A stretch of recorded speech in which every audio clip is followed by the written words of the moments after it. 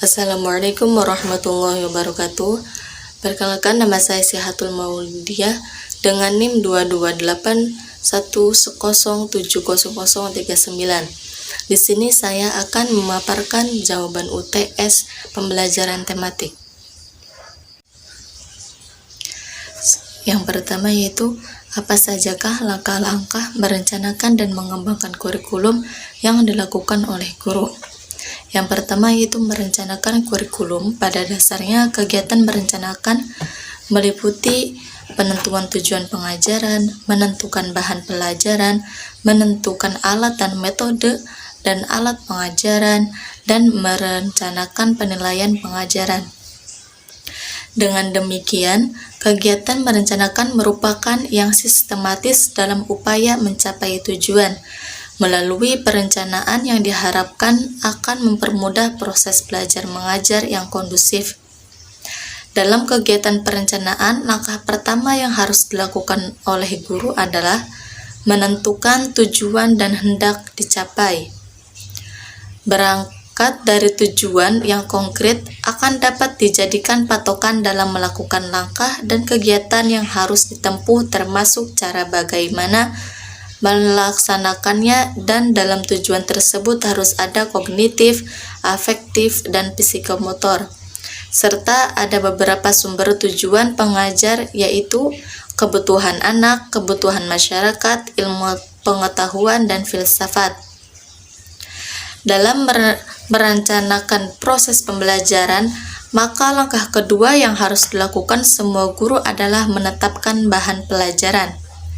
Bahan pelajaran mencakup 3 komponen, yaitu ilmu pengetahuan, proses, dan nilai-nilai.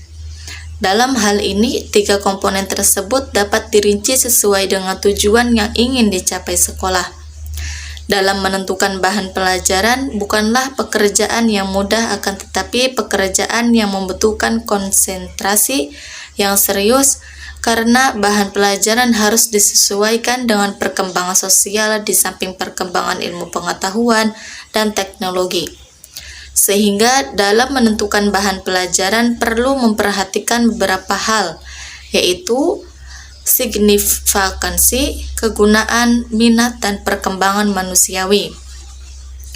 Penentuan metode pengajaran adalah merupakan langkah yang ketiga dari tugas guru sebagai pengembang kurikulum di sekolah. Menentukan metode mengajar ini erat dengan hubungannya pemilihan strategi belajar mengajar yang paling efektif dan efisien dalam melakukan proses belajar mengajar guna mencapai tujuan pengajaran. Ada beberapa metode mengajar yang dapat digunakan untuk mengaktifkan siswa dalam proses belajar mengajar, yaitu metode ceramah, metode tanya jawab, metode diskusi, metode resitasi, metode belajar kelompok, dan sebagainya. Langkah keempat dalam merencanakan pembelajaran adalah merencanakan penilaian pelajaran, di mana tugas guru dalam merencanakan kurikulum harus menentukan nilai dari suatu objek atau peristiwa dalam konteks situasi tertentu. Selanjutnya yaitu yang kedua, langkah pengembangan kurikulum. Pada dasarnya, pengembangan kurikulum ialah mengarahkan kurikulum sekarang ke tujuan pendidikan yang diharapkan oleh masyarakat sekarang dan masa yang akan datang.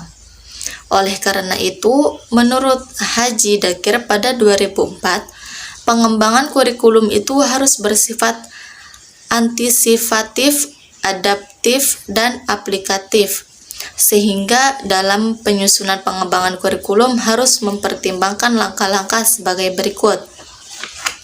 Yang pertama yaitu ada perumusan tujuan. Tujuan dirumuskan berdasarkan analisis terhadap berbagai kebutuhan, tuntutan, dan harapan. Oleh karena itu, tujuan dirumuskan dengan mempertimbangkan faktor masyarakat, siswa, serta ilmu pengetahuan yang dapat dituangkan dalam rumusan tujuan institusional dan tujuan instruksional. Yang kedua, menentukan isi. Isi kurikulum merupakan pengalaman belajar yang direncanakan akan diperoleh siswa selama mengikuti pendidikan.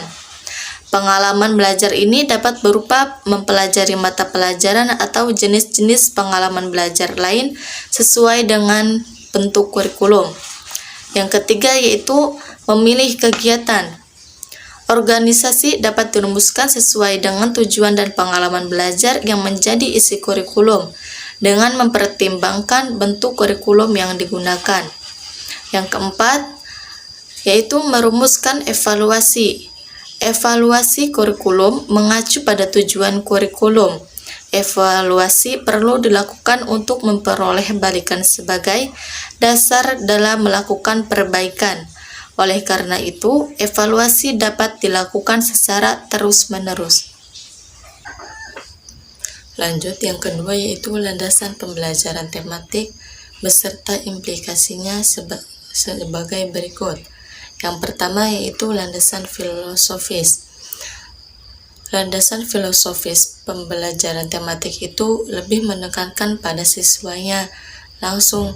Maksudnya, siswa mempunyai kreativitas masing-masing dan pengetahuannya melalui pengalaman langsung siswa sebagai kunci dalam pembelajaran. Yang kedua, landasan psikologis. Landasan psikologis dalam pembelajaran tematik itu sangat berkaitan dengan perkembangan peserta didik dan psikologi belajar. Perkembangan peserta didik ini guru dapat melihatnya ketika proses belajar mengajar berlangsung, sehingga guru mengetahui perkembangan dari setiap peserta didik itu seperti apa. Sedangkan psikologi belajar lebih menekankan kepada materi yang diajar sehingga ketika pembelajaran berlangsung, guru memberikan materi sesuai dengan perkembangan peserta didik. Yang ketiga, landasan yuridis. Landasan yuridis lebih menekankan pada peraturan atau kebijakan ketika proses pembelajaran pada peserta didik, dan peserta didik juga berhak mendapatkan pelayanan sesuai dengan bakat, minat, dan kemampuannya. Yang terakhir, landasan empiris. Landasan empiris dalam pembelajaran tematik itu kurikulum yang dikembangkan atas dasar pertimbangan berbagai pengalaman yang diperoleh dalam proses pengembangan kurikulum sebelumnya. Selanjutnya yang ketiga yaitu karakteristik pembelajaran tematik memiliki karakteristik yang berpusat pada siswa, memberikan pengalaman langsung, pemisahan materi pelajaran tidak begitu jelas, menyajikan konsep dari berbagai mata pelajaran, bersifat fleksibel, hasil pembelajaran sesuai dengan minat dan kebutuhan murid, menggunakan prinsip belajar, efisien pembelajaran tematik. Berikutnya yaitu contoh karakteristik pembelajaran tematik, diantaranya yang pertama, aktif dan berpusat pada siswa. Contohnya, pendekatan belajar yang modern yang lebih banyak menempatkan murid sebagai subjek belajar, sedangkan guru lebih banyak berperan sebagai fasilitator.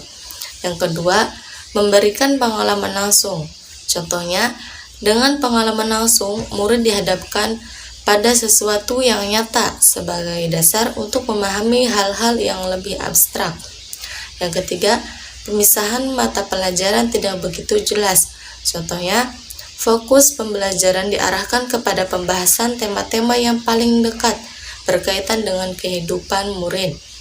Yang keempat, menyajikan konsep dari berbagai mata pelajaran. Contohnya, pembelajaran tematik menyajikan konsep-konsep dari berbagai mata pelajaran dalam satu proses pembelajaran. Dengan demikian, murid mampu memecahkan masalah-masalah yang dihadapi dalam kehidupan sehari-hari. Selanjutnya, bersifat fleksibel. Contohnya, di mana guru dapat mengaitkan bahan ajar dari satu mata pelajaran dengan mata pelajaran lainnya, bahkan mengaitkannya dengan kehidupan murid dan keadaan lingkungan di mana sekolah dan murid berada. Selanjutnya, hasil pembelajaran sesuai dengan minat dan kebutuhan murid. Contohnya, murid diberi kesempatan untuk mengoptimalkan potensi yang dimilikinya sesuai dengan minat dan kebutuhannya. Selanjutnya, menggunakan prinsip belajar sambil bermain dan menyenangkan. Contohnya, pembelajaran tematik sangat baik diterapkan kepada murid sekolah dasar pada tahap awal.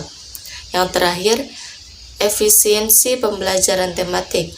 Contohnya, memiliki nilai efisien antara lain dalam segi waktu, beban materi, metode, penggunaan sumber belajar yang otentik sehingga dapat mencapai ketuntasan kompetensi secara tepat.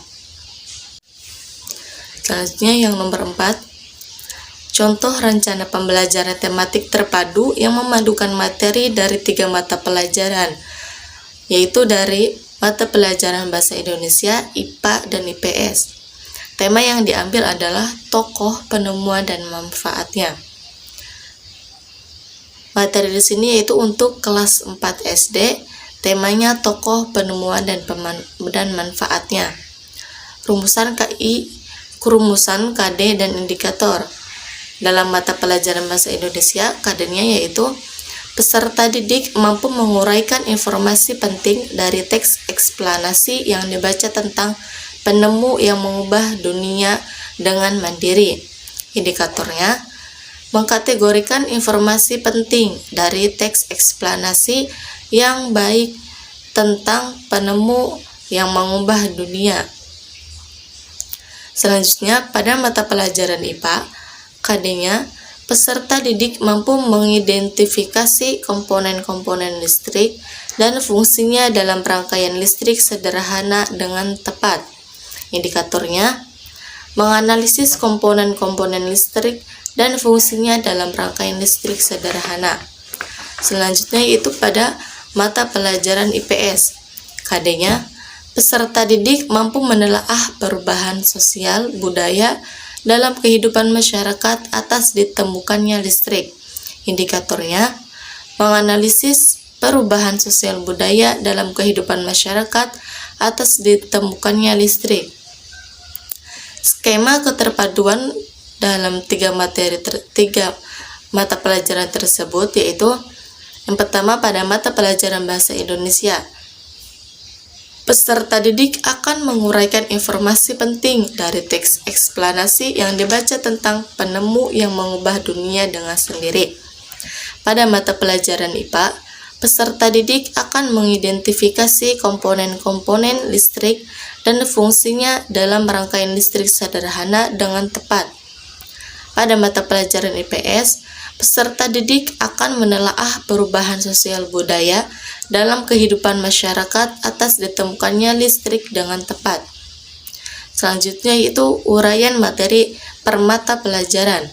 Pada mata pelajaran Bahasa Indonesia, peserta didik secara berkelompok diminta berdiskusi untuk menemukan jawaban. Yang kedua, peserta didik mengamati tema tentang listrik. Pada mata pelajaran IPA, yang pertama, peserta didik diminta mengamati keadaan kelas dan memilih alat-alat yang menggunakan listrik dan yang termasuk komponen-komponen listrik. Yang kedua, peserta didik dapat menjelaskan komponen-komponen listrik dan fungsinya dalam rangkaian listrik. Pada mata pelajaran IPS, yang pertama, peserta didik dapat mempelajari materi yang akan dipelajari, yaitu tentang listrik. Yang kedua, peserta didik dapat menuliskan informasi tentang perubahan kehidupan masyarakat sekitar dengan adanya listrik. Dengan mempelajari tematik, siswa tahu bahwa dari mata pelajaran tematik Bahasa Indonesia, IPA, dan IPS itu memiliki kesamaan dan akan lebih rinci ketika kita mempelajari semua materi. Wassalamualaikum warahmatullahi wabarakatuh.